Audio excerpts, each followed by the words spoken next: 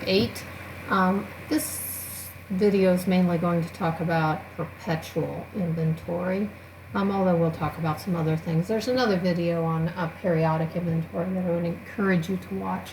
But anyway, most of this is not on the PowerPoint slides, mainly because they jump around a little bit, so I tried to kind of combine it together. So the important things is when I purchase, knowing these entries. When I purchase inventory, I debit inventory because inventory is an asset. I debit inventory under the perpetual method, but if you remember from prior chapter, it's called purchases under the periodic method. Inventory is debited, accounts payable, or cash is credited, depending on whether they tell you how they purchased it or not. But when I sell inventory under the perpetual, I have two entries: accounts receivable sales for the amount I sold it for, and then cost of goods sold inventory. Remember, cost of goods sold is an expense, so I'm taking it out of the asset account and putting it into the expense account, so my revenue is matched with my expense. So there's always two entries under perpetual when you have a sale. It's make sure you print out this handout. This is incredibly important that you have this in front of you, because I might not be able to continually go back and refer to it. There are four methods that you can use on inventory. The four methods are specific identification, first in, first out, or called FIFO, last in, first out, or called LIFO, and then average costing, or weighted average costing. So those are the four inventory methods that you use. It's kind of important to know that you don't always, your inventory accounting method doesn't always naturally follow the physical flow of goods. You'll find out that a lot of people use LIFO for income taxes, which is last in, first out, because it results in lower taxes. But just know the methods and know that it's not always following the specific type. So for instance, let's say that I had gasoline. I'm selling gasoline at a gas station. And gasoline is liquid. So as the company comes in and puts the gasoline in the storage tanks, the question is, and the price is changing every time they come, which gasoline is sold. Obviously, gasoline mixes around and you don't know which item of inventory is sold. So you have to come up with an accounting method to determine which one is sold. And again, it doesn't have to be the actual units. However, the first one we're going to talk about is specific identification. So, beginning inventory, this one, I started out the period with 10 at 91, then I purchased 15 at 106, then I sold 20 at 130, I purchased 20 at 115, these are all dollar signs, and then I purchased 10 at 119, and then I sold 23 at 150. So the first thing that I like to do on these is to separate out the sales. So I would, if I were you, highlight this or circle this one so it stands out, because I sold them for 130. That has nothing to do with how much I purchased them for. That was my selling price. And I would circle this one. Okay, so now I can't get my costs mixed up and pick up the wrong cost. Okay, so specific identification means you're told which ones are sold. So I'm going to only do the August 14th sale, not the August 31st sale. But on August 14th, I sold 20 items. So the question is, under specific identification, which ones did I sell? Well, I'm told I sold 9 at 91 and 11 at 106. So 9 plus 11 is 20 that I sold. So again, whenever I have a sale, I have two entries: accounts receivable sale, cost of goods sold inventory. I sold them for 130. So accounts receivable sales is 20 times 130 is 2,600. Now the question is, which ones of these did I sell? Did I sell the $91 ones or the $106 ones? And the answer is, it tells me. I sold 9 at 91 and 11 at 106. So that is 819, 1166. So my cost of goods sold inventory is 1985. My daughter is fostering a cat and it has a cone on it. But anyway, so what's left in inventory after August 14th? Well, I sold 9 of the 10, so I have one left at 91. and I sold 11 of the 15, so I have 4 left at 106, so 515. I just didn't go on through there because, again, you're told. This, you can stop, pause this, and write it in. We're going to come back and compare it at the end, but I want to go through first in, first out, or FIFO, last in, first out, or LIFO, and average costing. Okay, so make sure you have this in front of you, because I'm not going to unless I bring it up and cut and paste it on the screen. Okay, but anyway, so this is your next page that we're going to do. So if you see, okay, so if you see, again, if you haven't got this in front of you, put it in front of you. Tear off the first page, whatever you need to do, get this in front of you. So my beginning inventory was 10 at 91. So I started out with 10 at 91. Obviously, there's no entry for beginning inventory because that's just a balance in the account. The next thing that I did was I purchased 15 at 106. So you can set up these tables however you want just to kind of separate them out. I do it like this just because it helps me to separate them out. So whenever I have purchase of inventory, if I make a journal entry, I debit inventory and credit accounts payable, and I purchased 15 at 106. So now I have 2 layers. So each one of these is a separate inventory balance. So I ignore this one, so I'm rewriting it over. So now I have a layer at 10 at 91, and I have a separate layer at 15 at 106. The next thing I did was I sold 20 at 130. So whenever I have a sale, I have 2 entries, one for how much I sold it for, and I sold them for 130, so that's 2,600. 20 times 130 is 2,600. So my journal entry when I have a sale is accounts receivable sales for 2,600. But now I have to say, okay, I sold 20, but I've got 25. Which ones did I sell? And I'm not told which ones I sold. So, for instance, it's just I have so many in the store, I don't know which exact ones I sell, and it doesn't matter because it's immaterial. Okay, so first what I do is I draw this line here, and I write 20 down there because remember I sold 20. Okay, you don't sell more than 20, you sold 20. Okay, so first in, first out, you sell the first ones that came in or the first ones that go out. So I sold 10 at 91. I sold all of these, and so I have 0 left. So sometimes I put 0 there, sometimes I just don't put anything there. And then I only sold 20, so I sold 10 of these 15, so I sold 10 and I have 5 left. So now I have 10 at 106 is 106.0. So I add up my units, they add up to 20, and the cost is 1970. That cost goes right over there to the cost of goods sold inventory. And my inventory balance is 5 at 106 left, which is 530. Okay, the next thing I did up here was I purchased 20 and then I purchased 10. I purchased 20 at 115 and 10 at 119. Okay, so again, whenever I have a purchase, it's inventory accounts payable, inventory accounts payable. And this one I have 20 at 115.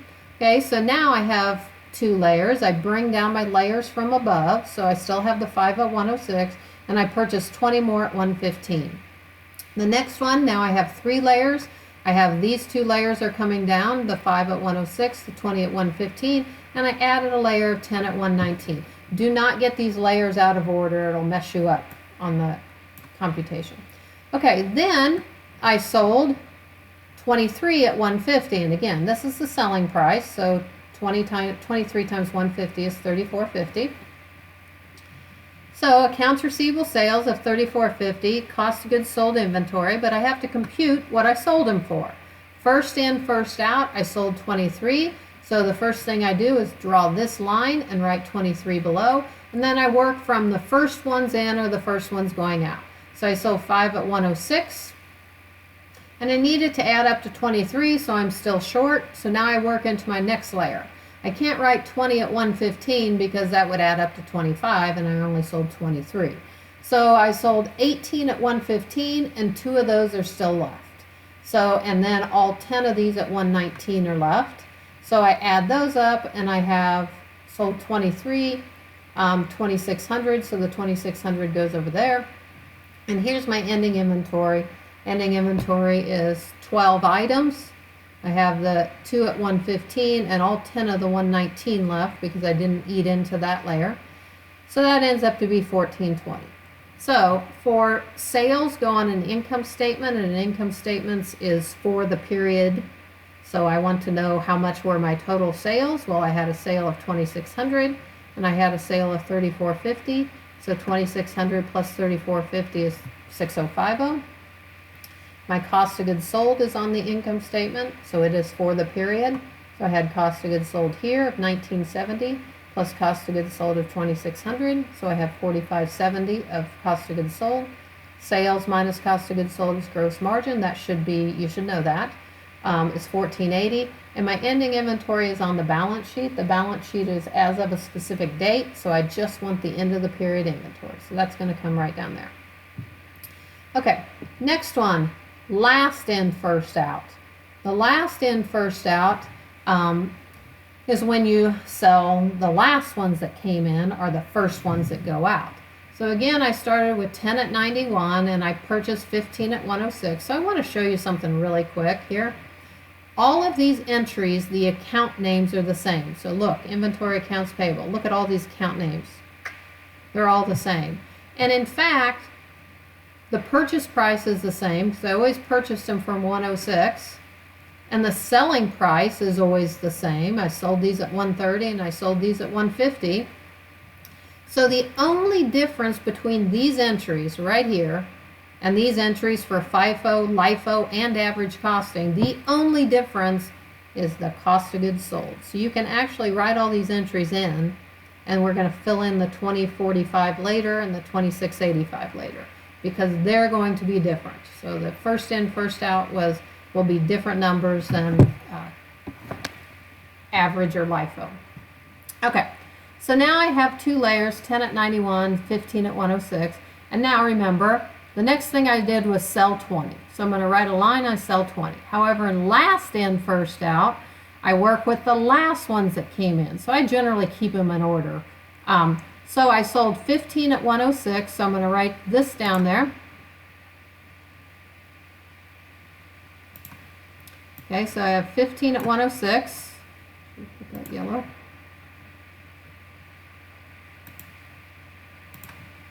So 15 at 106 right there. Okay, and I have none of those left. And then I work up to the next layer and I only sold 20, so I just need 5 more. So I sold 5 of the 91 and I still have the other 5. Last in, first out. Again, the order that you put them here isn't that important, but I will tell you, I keep them in the same order because if I flip them over here, that's when it becomes important. Okay. So my cost of goods sold is the 2045 straight from there. Okay, next one. Then I sold, or I purchased 20 at 115. So now I have 2 layers. This comes down here, 5 at 91, and I add my 20 at 15. Then I purchase some more. Hopefully that stays on my screen where it is. Now I have 3 layers. These 2 come down here, and I add my 10 at 119. Do not get these out of order. Okay, then I sold 23, so I'm going to draw a line and write 23. Again, remember, that's given. Don't look for things that are given. That's 20. I sold 23. Okay, so my question is, which ones did I sell? Okay, again on LIFO there. I work from the bottom up, so the 10 at 119, so I put 10 at 119. There's no 119 ones left. Then I work up. I sold 23, so I need 13 more, so there are 13 in that layer. So I take 13 and 7 of the 115 are left. I sell 0 of the $91 and all 5 at 91 are left. So I multiply these out. I get $26.85 for my cost of goods sold inventory, and I get $12.60 for my ending inventory. So my ending inventory is $12.60. My sales, $6,050. Notice the sales are the same because the selling price is the same. So my sales are $2,600 plus $3,450, $6,050. My cost of goods sold is $20.45 plus $26.85 of $47.30. Sales minus cost of goods sold is gross margin. My ending inventory is $12.60. Right from there. Okay, last one, average costing. Okay, average costing is a weighted average, which means I need all my costs divided by all my units. So again, I added a column here for my computations. So I have inventory balance at 10 at 91, then I purchased some at 106. So I have 10 at 91 is 910, and 15 at 106 is 1590. Do not average the 91 and the 106 because I didn't just buy 2, I had 25. Okay, so I need to take my total cost divided by my total units. So I add up my total cost is 2,500 divided by my 25 units. It's cost per unit, not units per cost. So divide cost divided by units. Per means divide. So I get $100 each. So on average, they cost $100 each.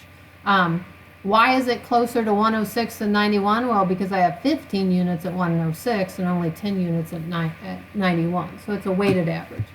All right, then I sold some. Whenever you sell under weighted average, it's a lot easier. I sold 20.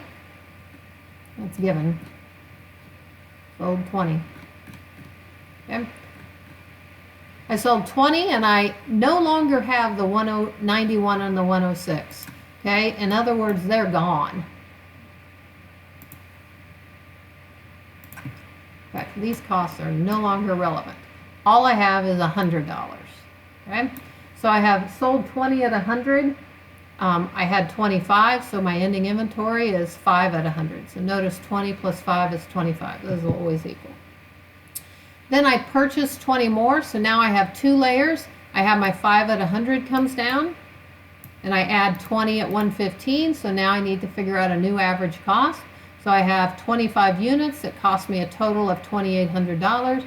So 2,800 divided by 25 is an average cost of 112.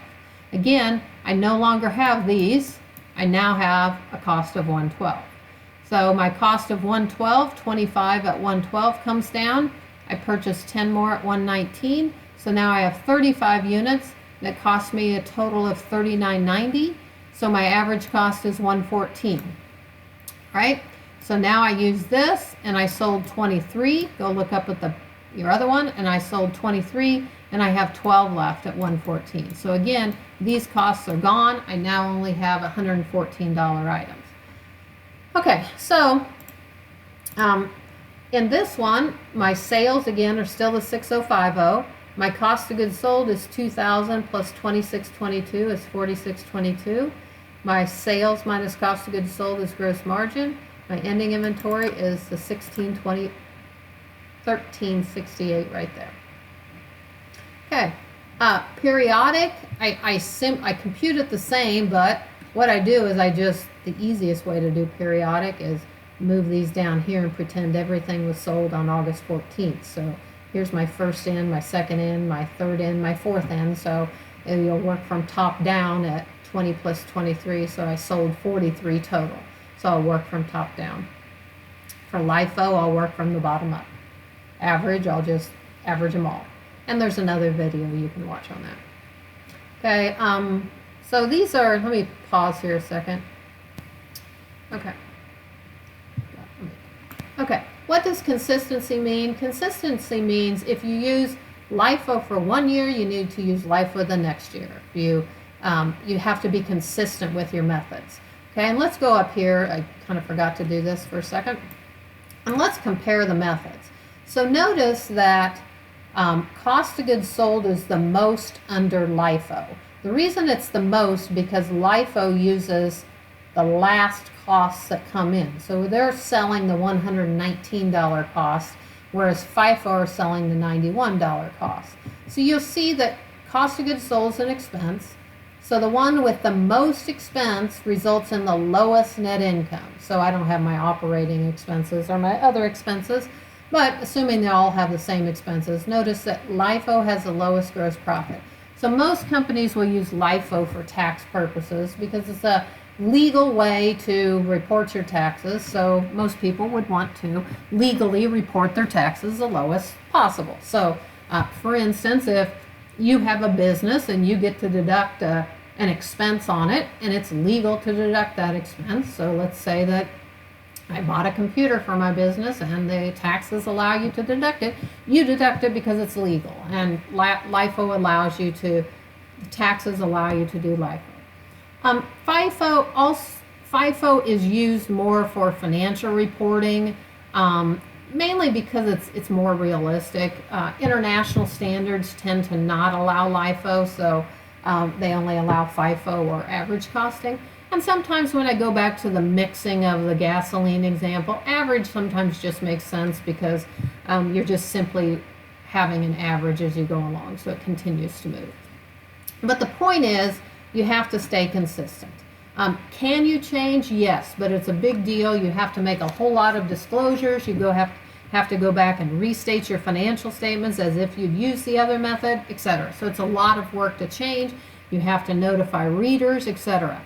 There's also some rules as far as time periods that you have to change. So you can't just flip back and forth based on the one that makes your net income look the best. Okay, the next thing we're going to talk about is just-in-time inventory system. Just-in-time inventory system basically means you're getting the inventory just in time or just when you need it. So in other words, your inventory levels are very low. So if I'm manufacturing and I know that I make 100 trucks a day, that morning I will get in the steel for 100 trucks. So I have and hopefully I'll also sell 100 trucks a day, so I have very little inventory on hand. Inventory shrinkage. Inventory shrinkage is, we always have inventory that disappeared, whether it's theft, evaporation, you just ruin some inventory or whatever. But remember, inventory is an asset. So an asset is a current or future benefit. So if that inventory is gone or destroyed, you need to write down your inventory to its correct value. So to write it down, remember, the inventory is an asset. So to get it down, I credit inventory. So then the question is, what's your debit? We consider what normal shrinkage is just part of the cost of the goods that are sold. So we throw it into cost of goods sold, which is an expense. So again, I may have said this before, but let's say we're making 2,000 cakes, and each cake takes 2 eggs. Would you buy 4,000 eggs, or would you buy a few more? So let's say we bought a couple dozen more eggs. So we have 4,024 eggs.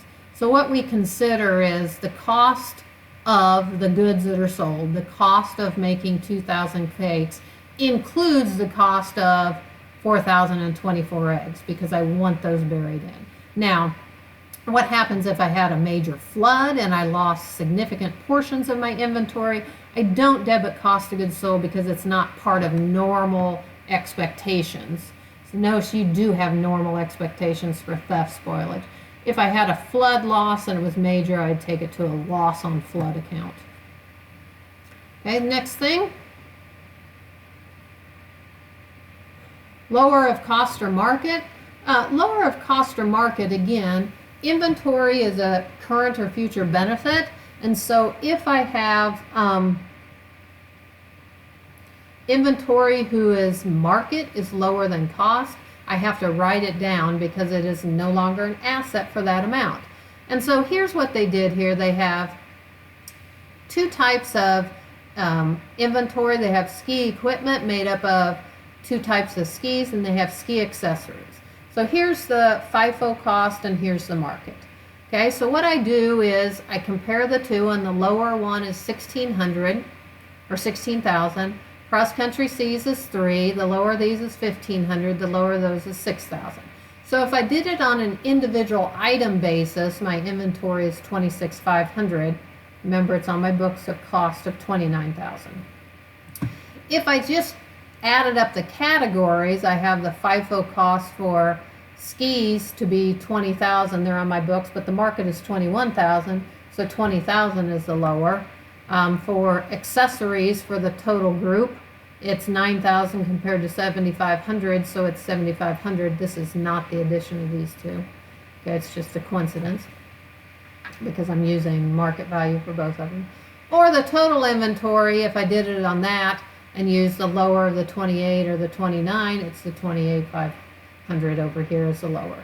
So the question is, what do I mark it down to? The lower of cost or market individual item basis, total inventory basis, or I do categories? And the answer is you can choose any of these as long as you do it year after year consistently. So in all cases, I would be writing down my inventory from 29, and depending on whether I did it on an individual item basis or a category basis or total inventory basis, I'd be crediting inventory for those. Next one, gross profit method. Okay, the gross profit method, let me get it down.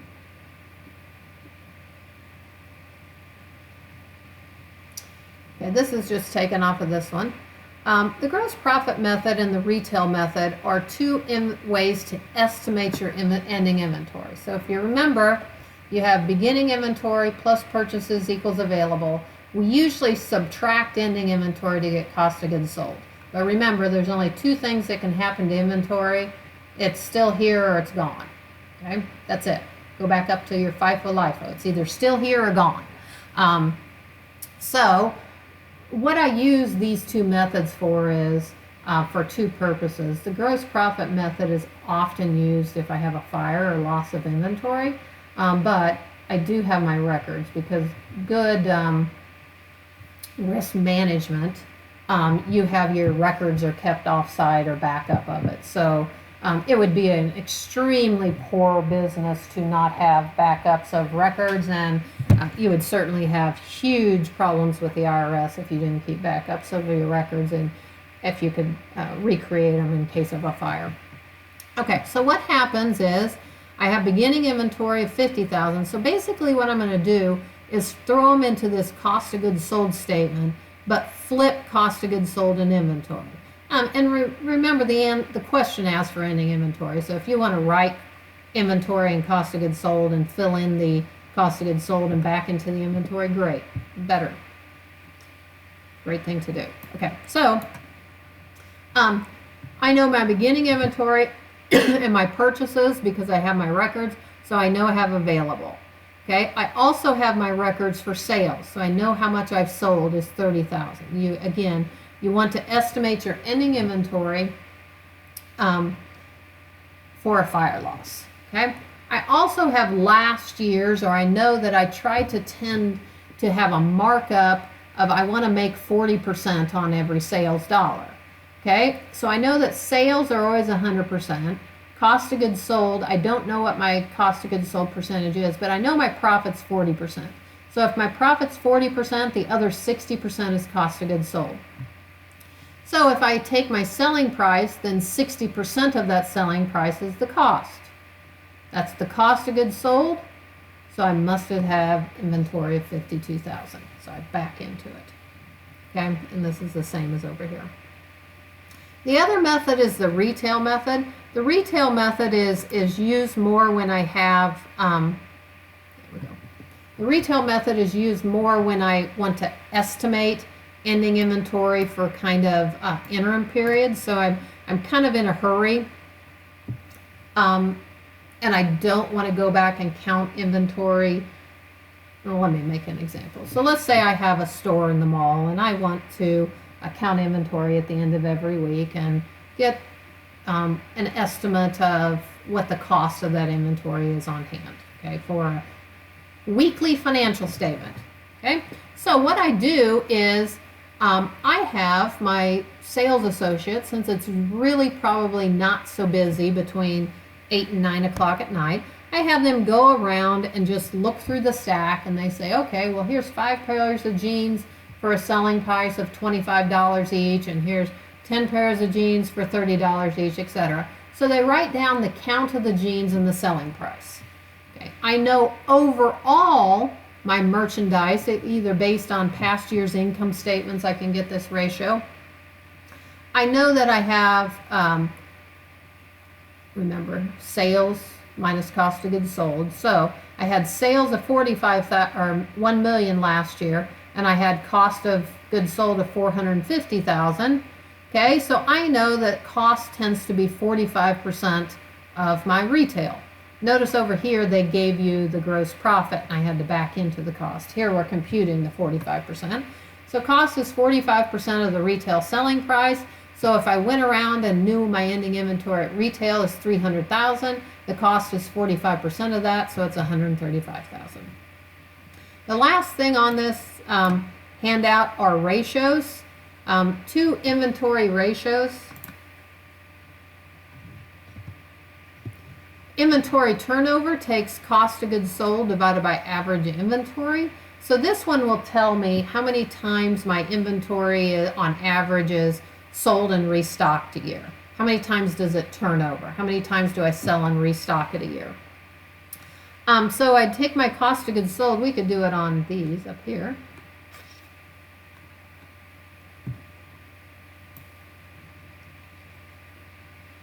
Okay, so I'd take my cost of goods sold of $45.70 and divide it by my average inventory. Notice I started the year at 10 at 91 and 910, and I ended the year, depending on which method we use, 1420. So my average inventory would be beginning 910 plus ending of 1420 divided by 2. That's my average inventory. And so I'd take cost of goods sold divided by average inventory. So let's actually just do that. So 910 plus 1420 is 2330, and I'm going to divide that by 2, so I have 1165. So my average inventory is 1165, and so I have cost of goods sold of 4570 divided by 1165. So during that period of time, I believe this was just a month. Yeah, August. During August, I turned over that inventory 3.9 times. Okay? Now, generally we do this on a year, not a monthly basis. But I turned over that inventory 3.9 times, so almost 4 times. I sold and restocked my inventory on average. Okay? And then I might want to know how many days it's on the shelf. So, again, I can't take it 365 in this one because I only did a month, and your book never does a month. So, to figure out how many days it's on the shelf, so let's say I turned over that inventory 12 times a year. Okay? So think about it. 12 times a year means it's kind of on the shelf for 1 month, right? So 30 days. So 365 divided by 12 times a year is 30.4 days. So that's how many days the average inventory sits on the shelf. And that's really it.